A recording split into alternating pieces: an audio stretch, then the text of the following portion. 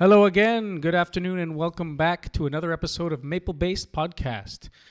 This is episode 3, and again, I'm joined with my co-host Manny_Ottawa. That's on Instagram. Yep. Yeah, used to be on Twitter. So yeah, we're gonna go through. This is a fun episode. This is probably the best episode yet. There hasn't been many of them.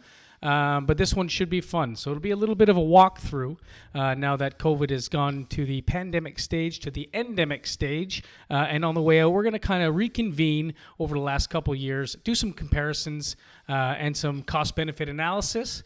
And we'll go through and kind of dig deeper into the numbers. And we'll see what we come up with. So without further ado, episode 3.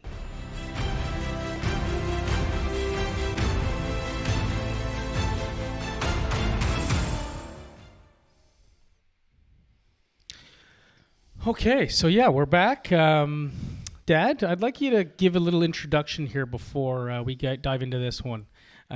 Because as many people say as they're watching this or have questions about it, you're not an expert. You're not in the health field. How do you know, or what kind of background or history do you have cross-examining witnesses from both sides, and kind of how do you dig in deeper into numbers? Very simply, Chris, I spent a career cross-examining experts, but mostly in the financial field, the real estate field. And I learned very quickly that if I was going to be an effective lawyer, an effective cross-examiner, I better know that subject matter as well and as good as the expert. So I poured into their expert reports. I understood how they presented them so I could be a better effective lawyer. And I've continued that with everything I do. And I'm naturally inclined with critical thinking, asking questions, and understanding that no question is a bad question, and understanding that you have to keep asking questions to get to the truth. And that is the purpose of cross-examination. That is the purpose of a trial. I mean, everyone thinks at trials you get the truth. Well, not necessarily. The only way you really get the truth is by vigorously cross-examining, and particularly cross-examining experts. And if they stand and they hold, then we get closer to the truth. So I did that for 20-some years or 25 years. So I've learned how expert reports are created, and I learned how to cross-examine. I learned how to question, and from that I take it and I use it in my in my analysis of COVID-19. And by the way, no one is asking these questions because everyone is muzzled. All the experts are muzzled. TV is muzzled. So I do it on my own, and I post it on Instagram. And I went through a very. It took me a few hours, but I questioned. Has the COVID response from Canada worked? And so I posted a very detailed 10-chart analysis of whether what we did worked. All right, so let's go through that. So this is kind of like an episode of White Lotus where you get that murder first, and then we kind of figure out how we get to that murder. So we'll start off with the conclusion where number one spent $1 trillion in debt, trillions in damages resulting from charter rights violation, increased suicide, bankruptcies, divorces, and mental illnesses. All right, now, so what is that for? You have all for nothing in caps here, so let's figure out how you got to that. Yeah, first of all, we have to understand what did Canadians, our debt is up. We locked down people. So these are what we committed to the concept of COVID-19 response. Now, what was the result? And Chris, you touched upon something, cost-benefit analysis. I want your listeners to understand that is a foundational point of health medicine. Very simply, that not everything is affordable. And you've heard of cases where drugs are very expensive and the state can't pay for it, the province can't pay for it, and there's always a health benefit analysis. How much money do we put to X and what result do we get? So that is a very critical examination of all. Then because money is not limitless, and so that's why we have to say we have to be using our healthcare dollars sparingly, because there isn't just an indefinite pool. So let's do a health, and especially in a country where we do spend so much money of our taxes towards our healthcare system. Should we not want to know at least where's that money going and was it beneficial for next time? Because this won't be the last. So for next time, is there anything we could learn through this? So let's go through it here. So our first chart, we have Sweden 60 plus seniors, Quebec 60 plus seniors. Yeah, before we get to that, we had to ask the question everyone's putting to you and to me is, has anyone done an analysis as to a very highly restricted COVID restricted regime with high vaccination versus a jurisdiction that doesn't have high restrictions and high vaccination, and measure them. How are they responding to each other? Well, unfortunately, almost every jurisdiction, and I'll call it similar type of jurisdictions, used the same harsh COVID restrictions as Canada, lockdowns and all those. Yeah, pretty much universally around the world. And you want to make a comparison of apples and apples, so you want to take nations that are quite similar. And we were very fortunate. And there's only one example to test it, and that was Sweden. Sweden was ridiculed by the mainstream media at the beginning and all the experts because they chose a different path. Their path was the same path that we chose in 2019 with H1N1 pandemic, which is educate people, protect the vulnerable, and leave everyone else alone. So Sweden, so there's Sweden that's there as my, I'll call it placebo test, and I took Quebec. Why Quebec? Because Quebec, first of all, is in Canada. I needed a Canadian jurisdiction. Quebec had the most severe restrictions. They had everything that every other jurisdiction had, but they also had curfews. You might remember crossing the border. You couldn't be out of your house by 8 p.m. Yeah, so they had the strictest regime, and they also locked down kids. Kids didn't go to school. They had a severe mandate, mask mandate, and a severe vaccine policy. So we have that to test. So by looking at Sweden, we can look at what would happen if Canada, because we're at the same longitude, same winters, same summers, Right. so we have that same flu season. What would happen if Canada just did kind of the exact same principles as Sweden? Where would we have ended up, or what different path could we have been? Simply, I didn't even say that. I simply looked at it and said, okay, what happened with Sweden that had a very light approach and Canada? Now, are they comparable? Yes, and you just mentioned a very good comparable, and that is that they are in the same basic kind of climate. They're in the same latitude, so they have the same winters and they have the same summers. I didn't pick something from Congo or something else. Yep. And second of all, it's a first world country, so that the data has got to be Yeah, reliable. probably similar healthcare systems. Very similar Yep. healthcare, very similar educated, very similar professionals. So it's very comparable. So it meets that test. But one of the things that I wanted to make sure that these and populations are pretty much the same. Sweden's 10.5 million, Quebec is 8.5. So we've got about the same size, the same characteristics. So I felt very comfortable in measuring the two, what has happened. Now, I went further and dived deeply into the age of the citizens in Quebec versus Sweden. Why did I do that? Because I knew that the vast majority, 96, 97% of all deaths were within the seniors 60 and over. So I checked. What's the age of Sweden's population versus Quebec? And they're almost identical. 25% of the population in Sweden, 25% Are elderly, 60 plus. 60 plus. So that gave me some great comfort. Not only all those other comparables. I mean, I didn't have a young nation versus an old nation because that will thwart the numbers. So that gave me an absolute comfort that I'm comparing the same two nations. And Okay. So that's the 60s, and that's what happened on that slide. So then you look at the cases and deaths, and I'm not necessarily focusing on cases, but I looked at deaths, and I did an analysis. And if you look at the deaths in Sweden, there were about 17,800 or so, and and you can zoom up on it. And in Quebec, Sweden was 21,827, and Quebec was about 17,800. Well, that has to be adjusted by population. We know that the elderly are the same.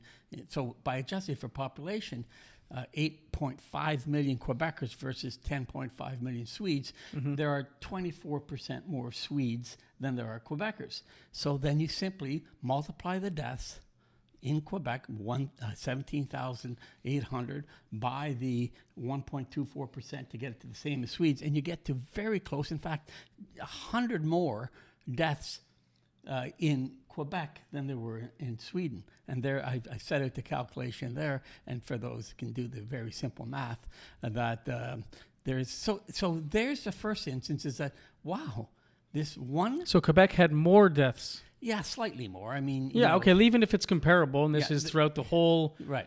time. Yeah, and Right, then your total numbers are divided by the population, and then we have similar, if not a little bit more, by Quebec. in yeah, and the deaths. neat thing is because Sweden decided to use the old approach, which is the old flattening the curve, is let the system come through with very few measures. You would see that they would have had higher numbers at the beginning and lower Yep. numbers at the end. Now, even almost 2.5 years out, or closer to 3 years out, Sweden, a population greater than Quebec, 24%, is having 4 deaths per week, whereas Quebec is having 10.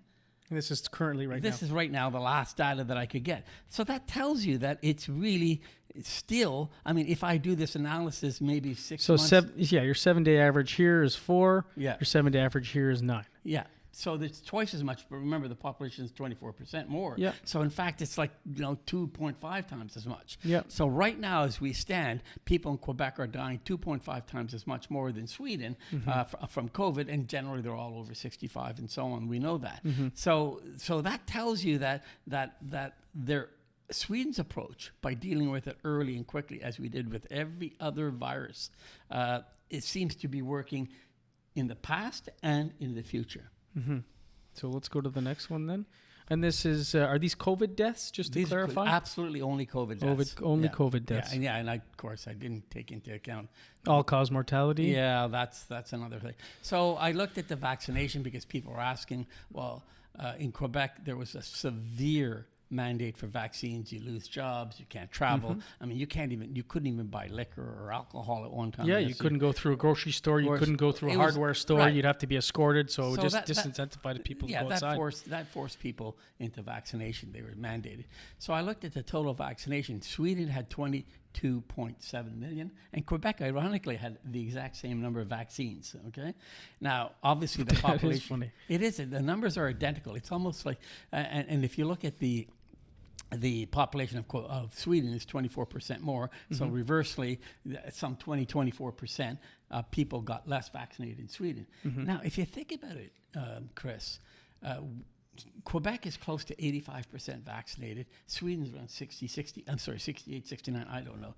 If Canada was left alone without these draconian mandates and forced to get vaccines, there are many people, I would say close to 20 to 25% of the people that got vaccinated because they had no choice. They didn't want to lose their job. They Yeah, wanted to travel. 100%. A lot of people. So there's the numbers right there. So Sweden was left on its own, and they got to about 68%. And you got to remember at the beginning, all the experts saying all we need to do is get to 68, 70% to get herd immunity. Well, that was a lie. Yeah, of course. And then the bar just kept extending to Can't say 70%, But 75%. So now that was just to present it on my post, is to say, okay, what's the difference in Quebec versus Sweden? Well, Quebec is at 20 to 24% more vaccinated than Sweden. How did that do? Well, we have already looked at the deaths. The deaths didn't change. They're exact. So I conclude at the end of this that, well, clearly the measures, these restrictions, these crushing of individual rights and charter breaches didn't change the deaths. Yeah. Nor did the vaccines. The pushing and putting vaccines didn't change. Had you saw 20, 30, 40% less deaths in Sweden, you would say, well, something might have worked. We don't know what it is, and we'd have to, dig down and drive. No, not only did the vaccinations didn't work, the higher 20% vaccinated population. We know it didn't curb the spread either. No, we don't. Obviously. Yeah, So it didn't curb the spread. Right, and it didn't save lives in the restrictions. Well, how do I know that to be true? Well, first of all, the numbers tell you, if you look at the 3 years as I done, but you look at right now, everyone's equivocating. We have a tridemic now going on, and no one's asking With for RSV and everything else, and just no everything. One's asking. They're kind of figuring out, I don't think that was right. To me, that's an admission of wrong in the last 2.5 years. So that wasn't enough to sit there and say what we did made absolutely no different than Sweden. And by the way, bars were open in Sweden. Yeah, exactly. and Yeah, people were schools, going there to kids- escape the draconian measures elsewhere as kind of the little mini paradise and escape from it. And kids didn't lose one day of school. Kids they weren't forced Masks to were mask. always optional. Absolutely. Yeah. So now nobody got paid to stay home. Nobody got their businesses well, didn't we'll get to that. Yes. So let's do it. that's the thing is, well, what did it cost? What did we pay to get absolutely nothing? What did we pay to save no lives? Because Sweden said we didn't do we anything. put up a lot of chips on the table in Right. order to do something. What was our yield from that? So you can simply look at it. So you go to any sites and find out what Sweden's debt is, gross debt, and Canada's. We all know Canada's debt rose about 100% collectively. Federally, I think it's upwards to $500 billion. And by the way, that's going to continue because there's going to be interest charges on the deficits until it's paid down. Yep. Because we went and borrowed. Higher interest rates now. Right, exactly. So exponential growth. Right. So Canada put the provinces together, increased its debt by 100%. Sweden actually paid down their debt during the COVID. They actually paid down. Well, what does that mean? Go to the next slide and you'll see, Chris. What that means right now, Sweden's debt to GDP ratio went down during COVID. They're at 37%. What that means is Sweden borrowed a total 37% of its total GDP, its total economic output. So they're borrowing a third of what they totally produce. So that's pretty low. And most nations are. Canada used to be at 37%, 35%. Under the Harper government, it got as low as 29%. That's where we were. Where are we today? We're close to 110%. That means we borrow Canada's economy. We borrow the full amount of our economy. That's like a full. Now, is that a year-over-year number? No. That's a totality number. Okay. So our GDP is X. It's $2 trillion. Our total debt, we've borrowed totally, provinces and all, about 110% of our total production. Sweden has borrowed 37%. What does that mean? Well, clearly it means something in the future. It means Sweden has more capacity to borrow. It can do something. It can fund its healthcare. We've now crippled our healthcare system. Canada has a healthcare crisis because we haven't funded it. We funded it. Now we have no money to fund it. And so We'll have to find it somewhere. so the conclusion of all this, if you look at it, and if you look at the data, there are 10 charts. These are all publicly available. You can research them. I posted it on my Instagram. But it's very simple. Here's the conclusion. The only conclusion, it's inescapable. Number one, restrictions didn't do anything. Number two, the mask mandates didn't do anything. The forcing people to keep vaccination didn't do anything. All these things did absolutely nothing to save lives. And what did it cost us? It literally cost us close to $1 trillion. Now, Chris, I did not take into account as a lawyer the damages that Canadians paid. Not seeing your father die in the hospital, not being able to travel, not seeing your children, not being at a wedding. I tell you, when this began, my aunt, your great aunt, died, and there was only 9 people allowed. This is at a funeral outside. And you had to tune in virtually. I watched it virtually, but I was not allowed. 9 people Outside. Outside. This is at the beginning. That if I tell people the lawsuits that could happen for the damages for this wrongdoing. And if we looked at this data and it had a little bit of a savings there, we could say, Sure. fine, No, it was all worth it. If you sit there and said, well, you know what I mean? If there was any kind of decrease, or Right. at least we saved 10, 20%, then Yeah, hey, you know what? if It you wasn't said- in vain. But then you go, let's assume that the Sweden data showed that Quebec's numbers versus Sweden, there was a Exactly. 50% saving in Yes, lives. then sure. But then there's a different test. The test is, well, okay, we did good. Was it worth it? And then the second test, I don't have to do this because I know it was absolutely not worth it because we haven't saved a life. But the second test is what you talk about. Every health professional does a cost-benefit analysis. We saved 20,000 lives, but we spent $2 trillion. Yes, exactly. Is that worth it? If that answer is yes, you better fund every pill, every drug, everything in Canada because we said it's worth it. And it's not. And now I remember at the beginning of this whole pandemic where they shut everything down and we were so scared because 3.5% mortality rate and we didn't know where it was going. But and everyone was locked down. Right. Nobody was really Right. working in the first couple months. But the only places that were open were LCBOs, Right. cigarettes, Yeah, that's right. get all that. Yeah. So, I mean, how concerned were they for saving each individual life when everyone was kind of exploiting all their tendencies? Yeah. So to conclude, Chris, I mean, like if you think about this, This is the greatest government project in my lifetime. I mean, literally, we doubled the debt. This is, we breached the charter rights. I mean, just took the charter and took a baseball bat to it.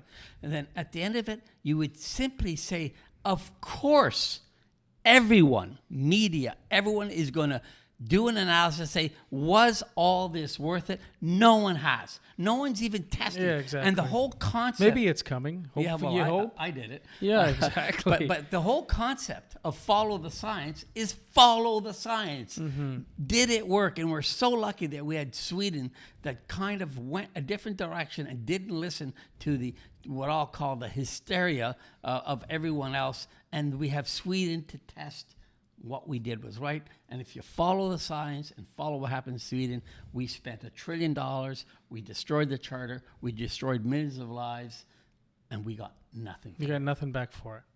Yeah. That's it. That's it. So yeah, so this is, hope you guys like this one a little better. We're going to try to wrap up these in more condensed, concise fashion. Try to keep them less than 40 minutes. Last one was a little long, but this goes quick. Yeah, this goes so fast. So we thought the last one was 5 minutes, ended up being 40 minutes. And so. if you have any questions, put them in the comments. Yeah. I listen, unlike anyone else, I love to be tested on my math, on my theory, on anything. Don't just put it in the comments, and I'll certainly. Yeah, and this topic came from a friend of mine that wanted this to be kind of dissected and analyzed, because I do think this is a big piece to the puzzle as well, and you kind of get to showcase what he does in the background while we're out kind of enjoying New Year's Eve. He's digging in and looking into more numbers for hours. So it takes a special kind of person to do this and give us the info. So. Hopefully we don't take it for granted. We can keep the convo going because it's just numbers. It's just publicly available data.